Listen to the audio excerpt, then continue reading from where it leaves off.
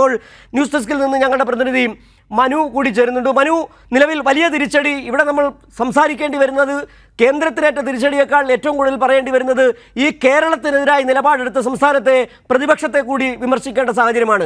എന്തൊക്കെ വാദങ്ങളായിരുന്നു, കേരളത്തിൻ്റെ മിസ്മാനേജ്മെൻറ്റാണ്, കേന്ദ്രത്തിനെതിരെ സമരം ചെയ്യാൻ ഞങ്ങളില്ല എന്നതടക്കം പ്രതിപക്ഷ നേതാവ് അടക്കം പറഞ്ഞ് കേരള ജനതയ്ക്ക് എതിരായി നിലപാടെടുത്ത പ്രതിപക്ഷത്തിനുകൂടി എടുത്ത തിരിച്ചടിയല്ലേ ഇപ്പോൾ സുപ്രീം കോടതിയുടെ ഈ നിലപാട്? പ്രത്യേക പാക്കേജ് നൽകിയേ പറ്റൂവെന്ന് സുപ്രീം കോടതി പറയുമ്പോൾ തീർച്ചയായും വലിയ തിരിച്ചടി തന്നെയാണ്. അത് കേരളത്തിലെ പ്രതിപക്ഷത്തിന് മാത്രമല്ല, കേരളത്തിലെ മാധ്യമങ്ങൾക്ക് കൂടി ലഭിക്കുന്ന തിരിച്ചടിയാണെന്ന് നമുക്ക് ഈ ഘട്ടത്തിൽ പറയേണ്ടി വരും.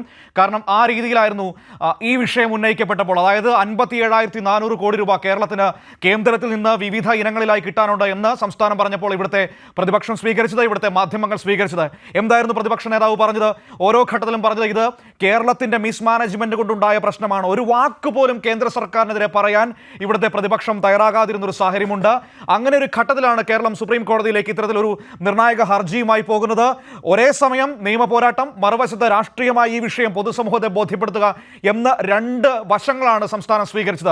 ആ രണ്ടിടങ്ങളിലും കേരളത്തിന് വിജയം കൈവരിക്കാൻ കഴിയുന്നു എന്നതാണ് അതിൻ്റെ ഏറ്റവും പ്രധാനപ്പെട്ട കാര്യം. ഇപ്പോൾ സുപ്രീം കോടതിയുടെ പരിഗണനയിലേക്ക് ഈ ഹർജി വരുന്ന സമയം മുതൽ നമുക്ക് എടുക്കാം സിജു.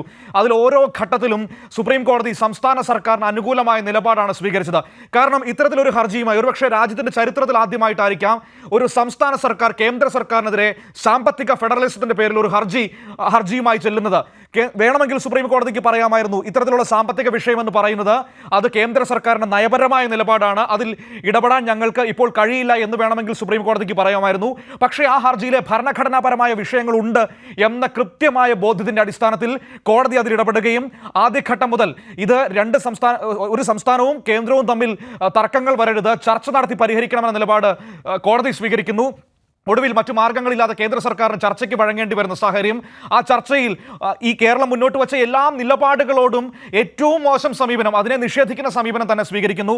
അത് കേരളം സുപ്രീം കോടതിയെ അറിയിക്കുന്നു. അവിടെ വെച്ച് 13,608 കോടി രൂപ കേരളത്തിന് നൽകണം എന്ന നിലപാടിലേക്ക് സുപ്രീം കോടതി വരികയാണ്. അത് മാർച്ച് മാസത്തിൽ നമുക്ക് കിട്ടേണ്ട വിഹിതമാണ്, വായ്പാ വിഹിതമാണ്. കാരണം എന്ന് പറയുന്നത് അത് ഈ ഊർജ്ജ മേഖലയിലെ പരിഷ്കാരങ്ങളോ ഒപ്പം തന്നെ റീപ്ലേസ് ബോറോവിംഗ് അടക്കമുള്ള വിഷയങ്ങളിൽ ഒക്കെ നമുക്ക് കിട്ടേണ്ട വിഹിതമാണ്. അതുപോലും തരാതിരിക്കുകയായിരുന്നു കേന്ദ്രം ചെയ്തത്. അവിടെ വെച്ച് ഈ 13,608 കോടി രൂപ നൽകാമെന്ന് സമ്മതിക്കുന്നു. അന്നേരവും ഒരു കാര്യം ശ്രദ്ധിക്കണം, വരുന്നുണ്ട്. ഇപ്പോൾ ഈ സുപ്രീം കോടതിയിൽ കേന്ദ്ര സർക്കാർ പറഞ്ഞിരിക്കുന്നത് ഏപ്രിൽ 1-ന് 5,000 കോടി നൽകാമെന്നാണ്. അതിന് മറ്റൊരു കള്ളത്തരം കൂടിയുണ്ട്. ഈ ഏപ്രിൽ 1 പറയുമ്പോൾ അടുത്ത സാമ്പത്തിക വർഷത്തിലേക്ക് കയറും. അപ്പോൾ വേണമെങ്കിൽ ആ 5,000 കോടി അടുത്ത സാമ്പത്തിക വർഷം ഞങ്ങൾ തന്നു എന്ന് പറഞ്ഞ് വേണമെങ്കിൽ വെട്ടിക്കുറയ്ക്കാൻ ഇവർക്ക് കഴിയും. കാരണം ആ രീതിയിൽ കുതന്ത്രങ്ങൾ കാണിച്ചുകൊണ്ടിരിക്കുകയാണല്ലോ. അപ്പോൾ അവിടെയാണ് സുപ്രീം കോടതി പറഞ്ഞ വളരെ പ്രധാനപ്പെട്ട കാര്യം, ഈ ഏപ്രിൽ 1 വരെ ഒന്നും പോകേണ്ട, 10 ദിവസത്തിനുള്ളിൽ തീരുമാനം പറയണമെന്നാണ് പറഞ്ഞേക്കുന്നത്. അപ്പോൾ ആ കളി നടക്കില്ല എന്ന് തന്നെ സുപ്രീം കോടതി കേന്ദ്ര സർക്കാരിനോട് പറഞ്ഞു വെക്കുകയാണ്. ഇത് കഴിഞ്ഞ ദിവസം ഇത് തന്നെ പറഞ്ഞതാണല്ലോ. മനു, സുപ്രീം കോടതി സൂപ്പറാണെന്ന് പറയേണ്ട സാഹചര്യങ്ങളാണ് രാജ്യത്ത് നടന്നുകൊണ്ടിരിക്കുന്നത്. കാരണം കഴിഞ്ഞ ഈ പൗരത്വ നിയമ ഭേദഗതി, ഇന്നലെ ഇലക്ട്രൽ ബോണ്ട് കേസുമായി ബന്ധപ്പെട്ട വിഷയം, ഇന്നിപ്പോൾ കേരളത്തിന് അനുകൂലമായി നിലപാടെടുക്കുക എന്ന് പറഞ്ഞാൽ അതിനെ വെറും കേരളത്തിന്റെ മാത്രം പ്രശ്നമായിട്ടല്ല കാണേണ്ടത്. രാജ്യത്ത് ഈ BJP വിരുദ്ധ സർക്കാരുകൾക്കെതിരെ കേന്ദ്രം തുടരുന്ന ഈ നടപടി, അതിന് മാതൃക കാട്ടിക്കൊണ്ട് കേരളം സുപ്രീം കോടതിയിലേക്ക് പോകുന്നു. നിങ്ങൾ അന്യായമാണ് കാണിക്കുന്നതെന്ന് പറയുകയാണ് കേന്ദ്രത്തോട് സുപ്രീം കോടതി. ഇത് മറ്റ് സംസ്ഥാനങ്ങൾ കൂടി മാതൃകയാണ്. അവരെന്തൊക്കെ ബാലിശമായ വാദങ്ങളാണ് കേന്ദ്രത്തിന് വേണ്ടി ഹാജരായ അഭിഭാഷകൻ പറഞ്ഞത്. ഇങ്ങനെ കേരളത്തിന് വേണ്ടി അനുകൂല നിലപാടെടുത്താൽ മറ്റ് സംസ്ഥാനങ്ങളൊക്കെ പിറകെ ഇതുമായി വരും. അന്യായം കാണിച്ചാൽ കോടതിയിലേക്ക് പോകും, നിയമവഴി തേടും എന്ന് തന്നെയാണ്. അതിന് കേരളം മാതൃക കാട്ടിക്കൊടുത്തിരിക്കുന്നു. തീർച്ചയായും രാജ്യത്തിന്റെ ചരിത്രത്തിൽ ഈ കേസ് ഒരു ബെഞ്ച് മാർക്കാകും എന്ന ഒരു സംശയം വേണ്ട. ആ ഭയം കേന്ദ്ര സർക്കാരിനുണ്ട്. അതുകൊണ്ടാണ് അവർ സുപ്രീം കോടതിയിൽ പറഞ്ഞത് ഇന്ന് കേരളം പറയുന്ന ഈ കാര്യങ്ങൾ അംഗീകരിച്ചാൽ നാളെ മറ്റ് സംസ്ഥാനങ്ങളും ഇതേ ന്യായമായി വരുമെന്ന്. അതിൽ നമ്മൾ മനസ്സിലാക്കേണ്ട എന്താണ്, ഈ പ്രതിപക്ഷം എല്ലാ സംസ്ഥാനങ്ങളും കേന്ദ്ര സർക്കാർ ഈ നിലപാട് സ്വീകരിക്കണമെന്നാണ്. എൻ്റെ സിജു, ഇത് ഞാൻ സിജുവിനോട് വന്നൊരു 100 രൂപ കടം ചോദിക്കുന്നത് പോലെയല്ല ഈ സംസ്ഥാനത്തിന്റെ വായ്പാ പരിധി എന്ന് പറയുന്നത്. ഇത് വളരെ പ്രധാനപ്പെട്ടതാണെന്ന് ഭരണഘടന എഴുതി വെച്ചിട്ടുണ്ട്. ഈ സാമ്പത്തിക ഫെഡറലിസം എന്ന് പറയുന്നത് ആർട്ടിക്കിൾ 293 പറയുന്നത് എന്താണ്, നിയമസഭയുടെ നിയന്ത്രണങ്ങൾക്കനുസരിച്ച് ഒരു സംസ്ഥാനത്തിന് കടമെടുക്കാൻ, രാജ്യത്തിനകത്ത് നിന്ന് ആഭ്യന്തര കടമെടുക്കാൻ അനുമതിയുണ്ട് എന്നാണ്. അവിടെ ഒരു കേന്ദ്ര സർക്കാരിന് ഇടപെടാൻ കഴിയില്ല. അത് ഭരണഘടന അനുവദിച്ച് നൽകുന്ന അവകാശമാണ്.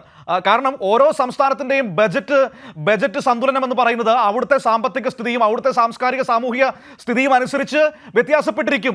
അതുകൊണ്ട് തന്നെ അത് ആ സംസ്ഥാനത്തിന്റെ അവകാശമാണ്. ധന ഉത്തരവാദിത്വ നിയമം പാസ്സാക്കിയ ഒരു സംസ്ഥാനമാണ് കേന്ദ്രം. 3.5% വായ്പ എടുക്കാൻ നമ്മുടെ ധന ഉത്തരവാദിത്വ നിയമം അനുവദിക്കുന്നുണ്ട് ഈ ഭരണഘടനയിൽ. അത് തന്നെയാണ് ഈ മനു. കാരണം ഈ കഴിഞ്ഞ തവണ 2019 5% വായ്പ എടുക്കാനായിരുന്നു. പക്ഷേ 5% കേരളം എടുത്തില്ല, 4.25%. അങ്ങനെ ഓരോ വർഷവും കുറച്ച് കൊണ്ടുവന്നിട്ട് അതെല്ലാം വെട്ടിക്കുറച്ച് കേരളത്തിന് 1 രൂപ പോലും തരില്ല എന്ന നിലപാടിലേക്ക് പോകുമ്പോൾ ഇതല്ലാതെ മറ്റെന്ത് വഴിയാണ് കേരളത്തിന് മുന്നിലുള്ളത്? സുപ്രീം കോടതിയിലേക്ക് പോവുക, അതോടൊപ്പം തന്നെ ഒരേ സമയം നിയമ പോരാട്ടം, അതോടൊപ്പം തന്നെ രാഷ്ട്രീയ പോരാട്ടം. മുഖ്യമന്ത്രി അടക്കം മന്ത്രിമാരടക്കം ദില്ലിയിൽ പോയി സമരം നടത്തിയത് അതിന് പിന്തുണ അറിയിച്ചുകൊണ്ട് മറ്റ് സംസ്ഥാനങ്ങളിലെ മുഖ്യമന്ത്രിമാർ വന്നതൊക്കെ നമ്മുടെ മുന്നിലേക്ക് ഇപ്പോൾ ഓർമ്മ വരികയാണ്.